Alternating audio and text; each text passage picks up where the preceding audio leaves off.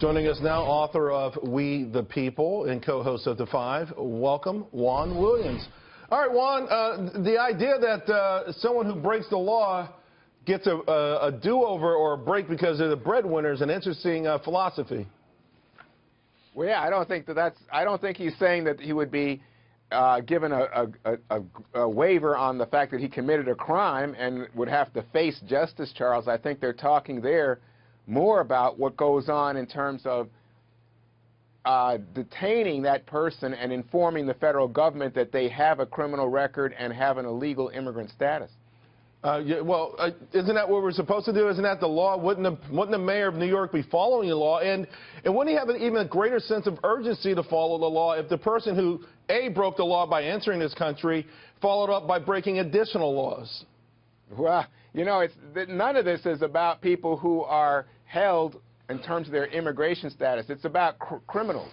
And what we see here is the question, according to the police chiefs around the country, as to whether or not this kind of policy would drive a wedge between immigrant communities and the police and make the cities less safe for us all.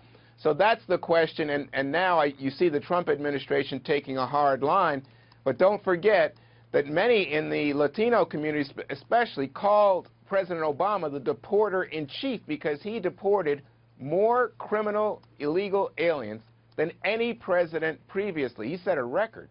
Well, here's the thing.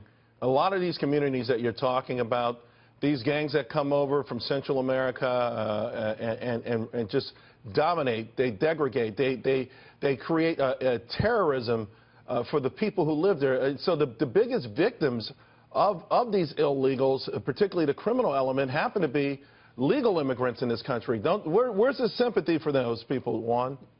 I think there's tremendous. I think this is a bipartisan issue, don't you? As I just said to you, President Obama has set a record for deporting people who are here illegally and have a criminal record. Well, the record didn't save Kate Steinle. What about these sanctuary cities that are thumbing their nose at the last administration and vowing to fight President Trump tooth and nail on this? Well, again, I think that there are exceptions. I mean, obviously we have crimes committed by those of us who are American citizens, but when you look at the crime rate for illegal immigrants, it's actually, for immigrants of any type, actually, it's very, very low. It's lower than it is for us as people who were born in the United States. But when your point is the defiance of Trump on this issue, and I think you're going to see a real clash because you've got big cities or the like defiance New York, of mayors Chicago, on this issue, LA. I think, is the key. Yeah.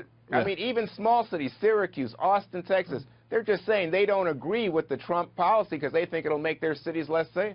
All right. Well, we'll see how it plays out. Juan Williams, thanks a lot. Really appreciate it. You're welcome, Charles. All right. Hey, and